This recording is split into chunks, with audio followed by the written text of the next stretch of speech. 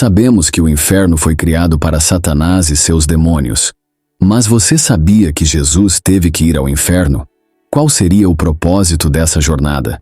Por que Jesus iria para o inferno, ou Hades, o lugar dos perdidos e dos demoníacos? Essas são questões que exigem uma análise profunda das Escrituras e do plano divino de redenção. Para começar essa jornada, precisamos entender o que é o inferno segundo a Bíblia. O conceito de inferno pode ser confuso, pois ao longo da história, diferentes interpretações surgiram. No entanto, a Bíblia nos dá algumas perspectivas claras sobre sua natureza, propósito e destino final. Antes de continuarmos, inscreva-se neste canal e curta este vídeo para apoiar a divulgação da Palavra de Deus. O inferno é frequentemente retratado como um lugar de trevas, separação de Deus e julgamento. Não é um lugar onde alguém gostaria de estar, pois a ausência da presença divina significa sofrimento eterno. No entanto, é importante notar que a Bíblia usa diferentes termos para descrever este lugar, e cada termo tem suas nuances e implicações teológicas. Aqui estão algumas referências bíblicas para esclarecer o assunto e nos ajudar a compreender melhor o que a Palavra de Deus ensina sobre esse tema fundamental para a nossa fé. O que é o inferno? O inferno é um dos temas mais discutidos e, ao mesmo tempo, mais mal compreendidos dentro do pensamento religioso. Muitas pessoas o imaginam como um local de fogo ardente, onde almas são atormentadas eternamente por demônios. Outros veem o inferno como um estado de separação de Deus, um lugar de vazio e escuridão espiritual. Na cultura popular, o inferno é frequentemente retratado em filmes, livros e histórias como um reino governado por Satanás, onde ele e seus demônios têm controle sobre as almas condenadas. No entanto, essa imagem não é fiel ao que a Bíblia realmente ensina. A visão bíblica do inferno é muito mais complexa e profunda, e entender esse conceito pode nos ajudar a compreender melhor o plano de Deus para a humanidade. A primeira coisa que devemos esclarecer é que o inferno não foi criado para os seres humanos. Jesus nos ensina em Mateus, capítulo 25, versículo 41, que ele foi preparado para Satanás e seus anjos. No entanto, aqueles que rejeitam a Deus e escolhem viver no pecado, acabam compartilhando desse destino. A Bíblia descreve o inferno como um lugar de julgamento e punição eterna para os ímpios. Mas muitas pessoas têm uma visão distorcida sobre ele. Diferentes tradições religiosas e culturais adicionaram elementos à imagem do inferno que nem sempre correspondem ao que as Escrituras ensinam. Isso gerou muita confusão e até medo sobre o que realmente acontece após a morte. Para entender corretamente o inferno, precisamos olhar para a forma como a Bíblia o descreve. O conceito de inferno é apresentado através de diferentes palavras e imagens ao longo das Escrituras, cada uma trazendo uma nuance específica sobre o destino dos mortos.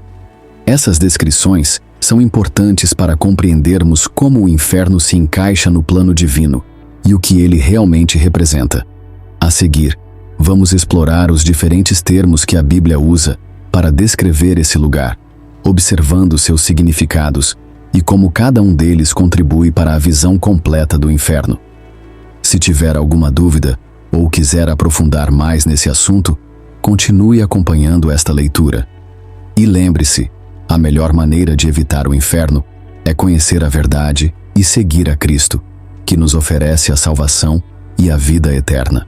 Os diferentes termos bíblicos para o inferno. A Bíblia usa diversos termos para descrever o conceito do inferno, cada um com um significado específico dentro do contexto bíblico e cultural da época.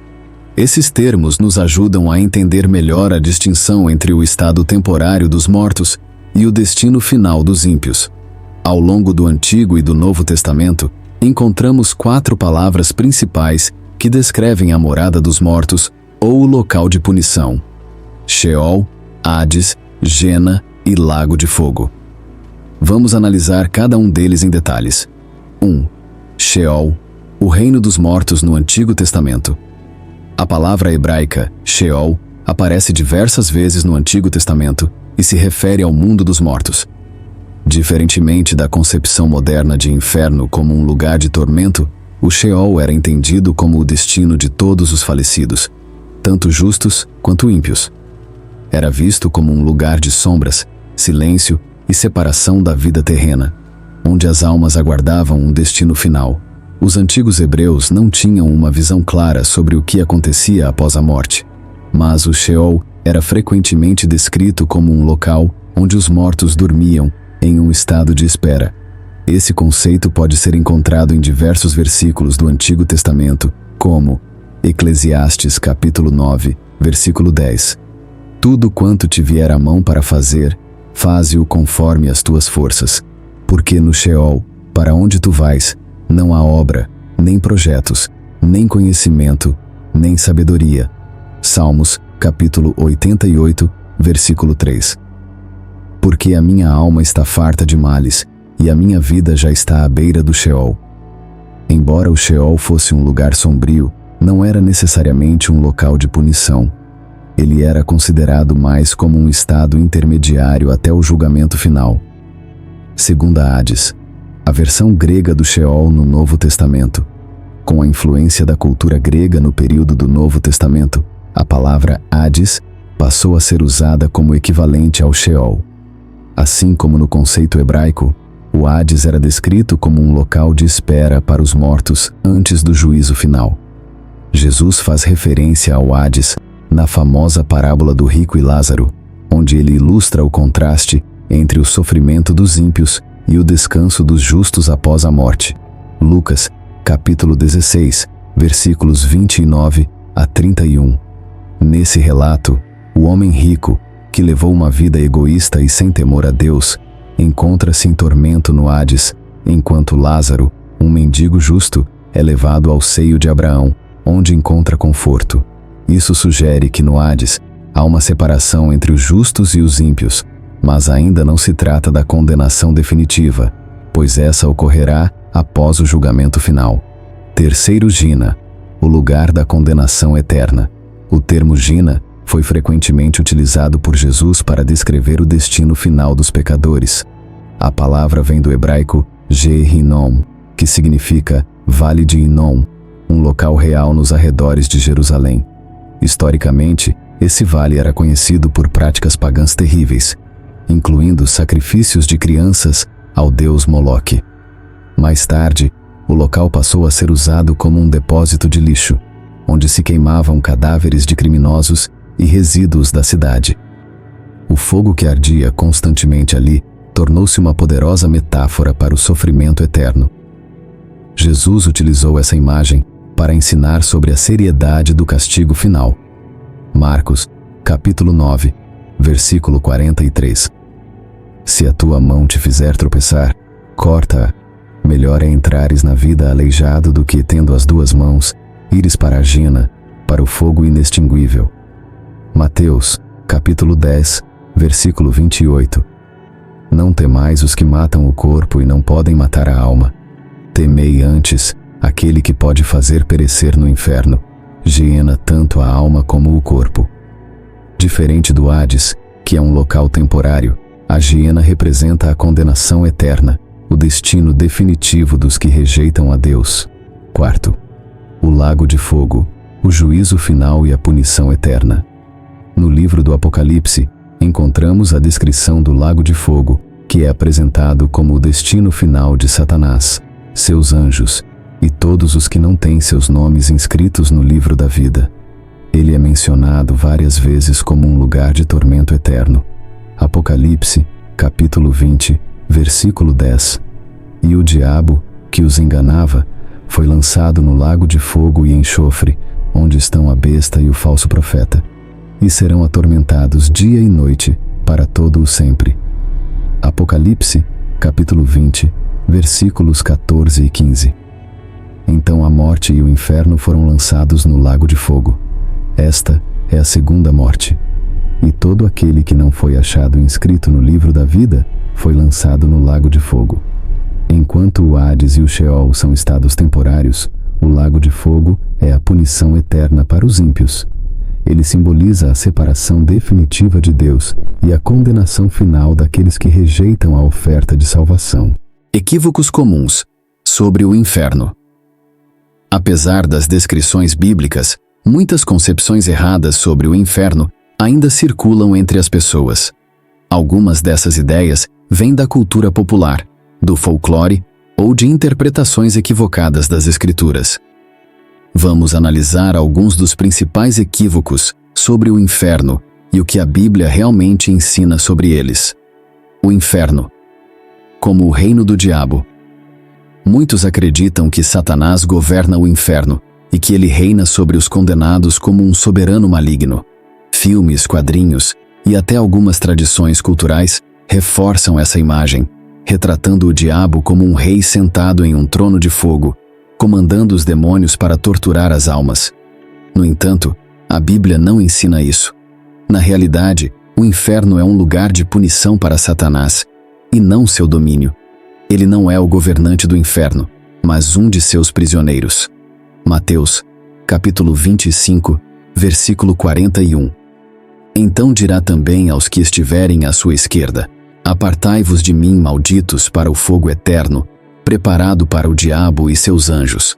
Ou seja, o inferno não é o quartel-general de Satanás, mas seu destino de julgamento e condenação eterna. O inferno, como um lugar de festa. Algumas pessoas brincam dizendo que o inferno será um lugar divertido, onde poderão encontrar seus amigos e aproveitar a eternidade sem regras ou restrições.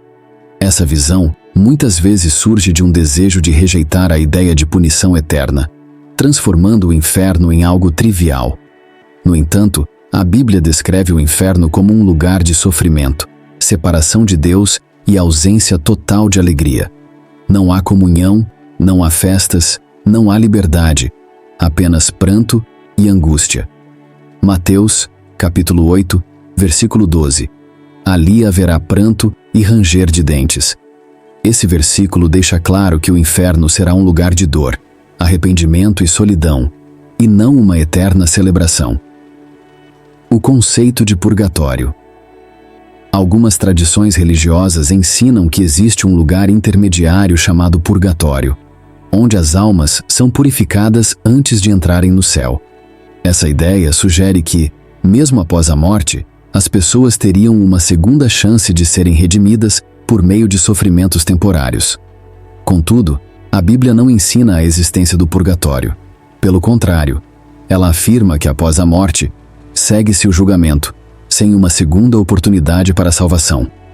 Hebreus capítulo 9, versículo 27. E como aos homens está ordenado morrerem uma vez, vindo, depois disso, o juízo. Isso significa que a decisão de aceitar ou rejeitar a Deus deve ser tomada em vida. Não há uma fase intermediária onde alguém possa pagar por seus pecados para alcançar o céu. A imediaticidade do inferno. Outro equívoco comum é a crença de que as pessoas vão diretamente para o inferno assim que morrem. Algumas imagens populares retratam almas descendo imediatamente às chamas do tormento eterno logo após falecerem. Porém, a Bíblia ensina que haverá um dia do juízo, quando Deus julgará a humanidade e então determinará o destino final de cada um.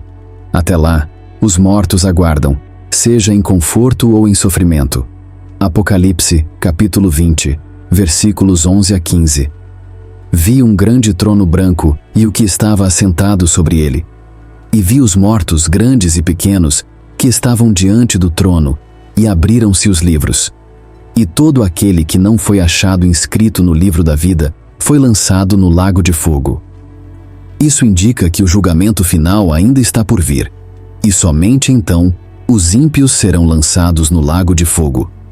Até esse momento, os mortos aguardam no Hades, que, como vimos antes, é um estado temporário antes da condenação eterna. A ideia de aniquilação. Algumas pessoas acreditam que os ímpios simplesmente deixarão de existir após a morte, em vez de sofrerem eternamente.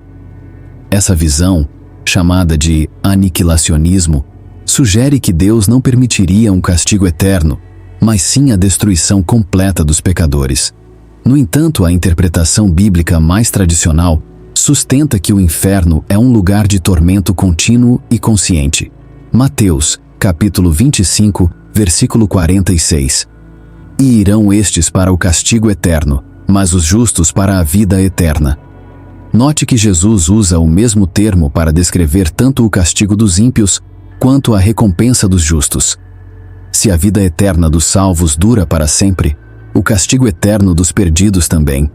Além disso, em Apocalipse, capítulo 20, versículo 10, o destino do diabo, da besta e do falso profeta é descrito como sofrimento eterno no lago de fogo. Isso reforça a ideia de que o castigo dos ímpios não será temporário, mas duradouro. O que Jesus fez no inferno?